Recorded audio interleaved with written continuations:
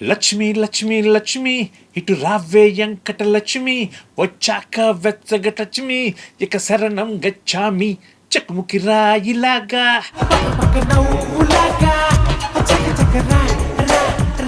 రఘు కుంచేకి 25 ఏళ్ల తర్వాత గేదెల రాజు క్యారెక్టర్ ఏమి ఇవ్వబోతుంది? నేను చెప్పుంటే ఎక్కువ మరియు ఇది రియల్ ఇన్సిడెంట్స్ ఆధారంగా 20 years బ్యాక్ కాకినాడలో ఆయిల్ మాఫియా కైండ్ ఆఫ్ ఏదో జరిగేది.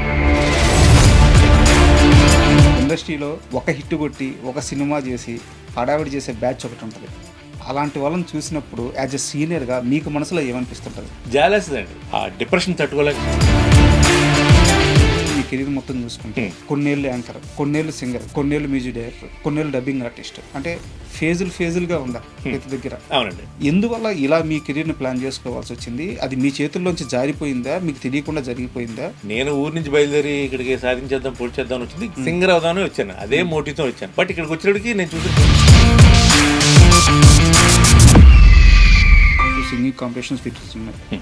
వీటిల్లో జడ్జిగా అతి తక్కువ షోలకు మాత్రమే వెళ్ళారు. అది వాంటెడ్గా మీరు వద్దు అనుకుంటున్నారా? నిజంగా మీకు రావట్లేదా? వాళ్ళ లెక్కలు వాళ్ళకుంటాయండి. ఇది అసలు ఏం లెక్కలు అనేది వాళ్ళకే తెలియదు. వార్తాతీగా ఎందుకు అంత పెద్ద సక్సెస్ అయింది? పాలు గారు తలపెట్టినటువంటి మహాయజ్ఞం అండి అది. తన పైన పెద్ద పెద్ద కొండలు పడ్డా చెలించకుండా చిరునవ్వుతో అలాగే స్థిరంగా ఉండే చిరంజీవి గారు ఒక రోజు రఘు కుంచే కోసం శబ్దాలయ స్టూడియో మొత్తం పగిలిపోయేలాగా అరిచి, చిరంజీవి గారి ఉగ్ర రూపం ఆ రోజు చూడాలి అని ఒక టాక్ అనమాట. బాగా సీరియస్ అయ్యారు. స్కిల్ పెంచుకున్న రఘు కొంచే భజన పెంచుకోలేకపోయాడు. ఒకటండి, ఇప్పుడు నన్ను నేను నమ్ముకొని ఇండస్ట్రీకి వచ్చాను. పూరి జగన్నాథ్ గారు ఫైనాన్షియల్గా ఒక దగ్గర మోసపోయారు. బట్ పూరి దెబ్బతినబోతున్నాడు, పూరి ఆఫీస్లో ఏదో నడుస్తుంది అని కొంతమందికి తెలిసింది. ముందే ఊహించగలిగారు. ఆ తెలుసుకున్న అతి కొద్ది మందిలో రఘు కుంచే కూడా ఒకరు. అవునా కదా? ఒక పర్సన్ ని నమ్మాడు అంటే 100% వదిలేస్తాడు. సో అట్లా కొన్ని వదలడం వల్ల జరిగిన మిస్టేక్స్ అవన్నీ కూడా దగ్గర వడ్డీలో ఒక 50 లక్షలు కట్టేవాడు నెలకి. సో పట్టడం లేవడం అనేది అతను చాలా కామన్ బేసిక్గా. కానీ ఒక సినిమా విషయంలో వర్క్ అంతా చేశారు, నాకు ఏమీ వద్దు, మీ చావు మీరు చావండి, ఇంకా నన్ను కదిలియొద్దు, నా జోలికి రావద్దు, విసిగిపోయాను అని చెప్పి గొడవపడి ఆ ప్రాజెక్ట్ నుంచి బయటకు వచ్చేసాడు రఘు కొంచెం. నిజమేనా? మరి మన ఆత్మాభిమానం దెబ్బతిన్న చోట మనం పనిచేయలేదు. పేరు చెప్పగలరా సినిమా పేరు? నిఖిల్ గారి గ్రోత్ చాలా ఫాస్ట్గా వచ్చింది. దాన్ని కొంతమంది ఎంతలా ఓర్వలేకపోయారంటే ఆయన చనిపోయిన తర్వాత కూడా ఆయన పైన నిందలు పుట్టించారు. చక్రి విపరీతంగా తాగి చనిపోయాడు అని చెప్పేసి. ఇప్పటికీ ఆ నింద అలాగే ఉండిపోయింది. దాన్ని క్లారిఫై చేసేవాళ్ళు ఎవరు లేరు. అసలు చక్రి గారి మరణం వెనక ఏం జరిగింది? అతను మంచితనమే అతను చంపేసింది అనిపిస్తుంది అయితే.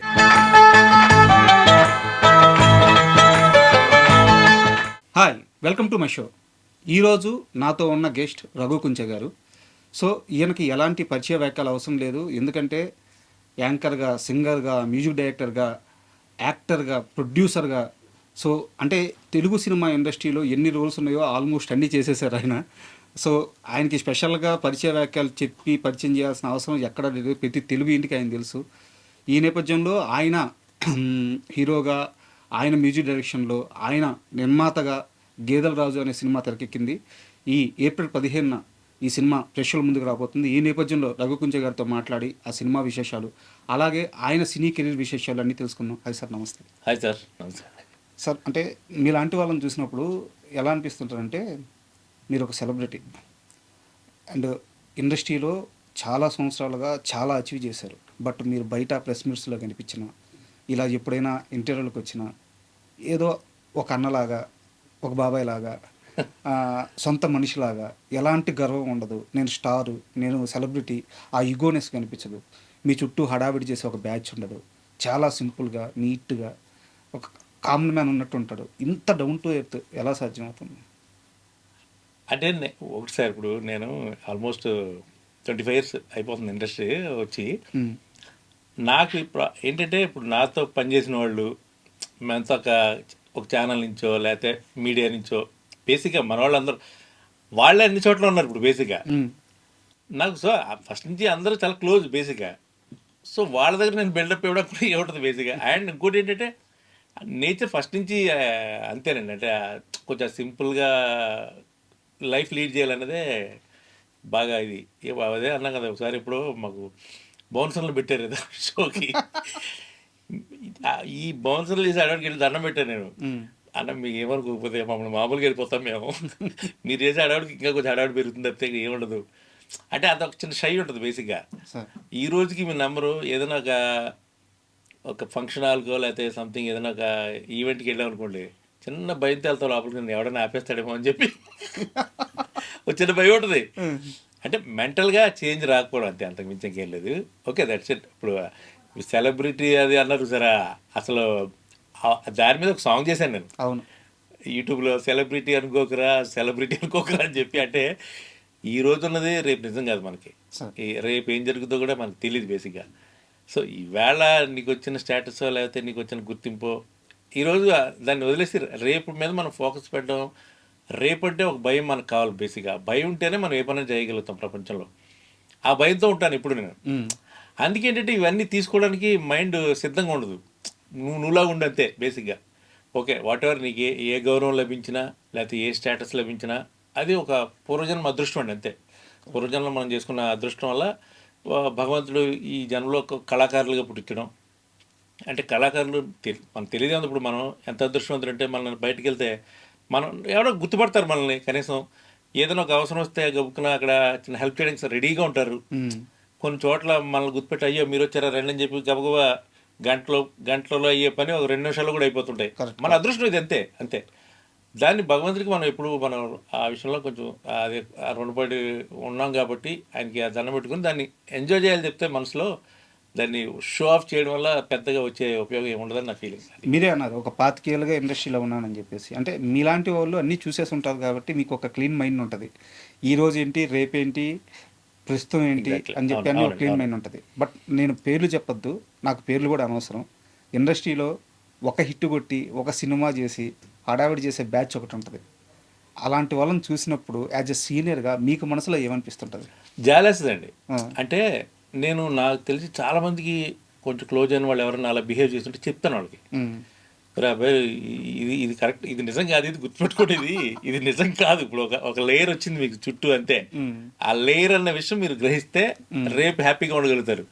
రేపు పొద్దున ఈ లేయర్ వెళ్ళిపోతుంది, సడన్గా డిసపియర్ అయిపోద్ది.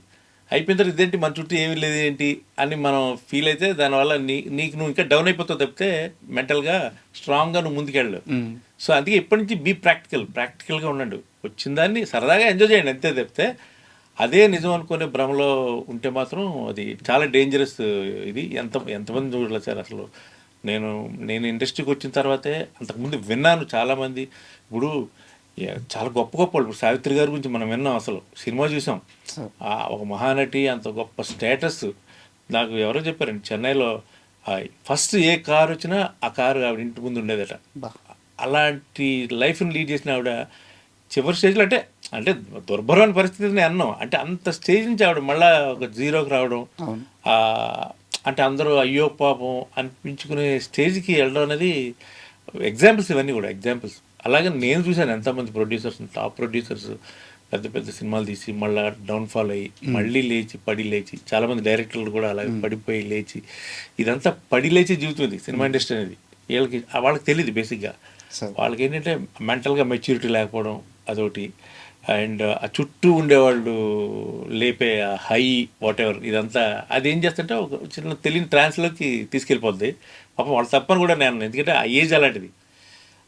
ఇది అదేంటంటే కొంతమందికి ఓవర్ నైట్ వస్తుంది స్టార్డమ్. ఓవర్ నైట్ ఆ ఓవర్ నైట్ వచ్చే స్టార్డమ్ వల్ల ఏమవుతుందంటే ఒక్కొక్కసారి కళ్ళు నెత్తికెక్కేస్తాయి. అంటే ఇదంతా నిజమని ఒక భ్రమలో ఉంటారు వాళ్ళు. ఆ ఓవర్ నైట్ వచ్చిన స్టార్డమ్ ఇంకొక ఓవర్ నైట్ దిగిపోతుంది, మొత్తం దిగిపోతుంది, డిప్రెషన్లోకి వెళ్ళిపోతారు చాలామంది. మనం చూసాం కొంతమంది ఇప్పుడు లైక్ ఆ డిప్రెషన్ తట్టుకోలేక సూసైడ్ చేసుకున్న వాళ్ళు కూడా చాలామంది ఉన్నారు ఇండస్ట్రీలో. చాలామంది అండి, అంటే నాట్ ఓన్లీ హీరో అండి, బయట ప్రొడ్యూసర్స్లో ఉన్నారు, టెక్నీషియన్స్లో ఉన్నారు. తాగుడికి బానిస అయిపోయి మొత్తం ఇంకా అంటే బానిస. ఇప్పుడు ఏదన్నా ఒక ఇది అంటారు సరే హ్యాబిట్ మామూలుగా, అంటే ఒక అలవాటు ఎడిక్షన్ రెండు ఉంటాయి. సరదాగా ఇది చేయడం ఒకటి ఉంటుంది, మూడు ఉంటాయి. ఈ సరదాగా రాపిస్తే బాగానే ఉంటుంది. అది ఎడిక్షన్కి వెళ్ళినా, ఆ ఎడిక్షన్ నుంచి ఇంకా పైకి వెళ్ళిపోయినా, ఆ హ్యాబిట్కి వెళ్ళినా పైకి వెళ్ళినా చాలా లైఫ్ కొలాప్స్ అయిపోతుంది బేసిక్గా. ఆ డిఫరెన్స్ని తెలుసుకుంటూ వెళ్తే ఓకే మనం రేస్లో ఉంటాం అట్లీస్ట్. అంటే మనం ఇక్కడ పొడి చేయక్కర్లేదు, అంటే ఒక ఆ రన్నింగ్ రేస్లో ఉండి మనం పరిగెత్తుతున్నామా లేదా, ఆ పోటీలో మనం ఉంటే చాలా గ్రౌండ్లో ఉన్నామా లేదా అని చాలా important. Ground it's a ground అంతే, గేమ్లో ఉండాలి అంతే.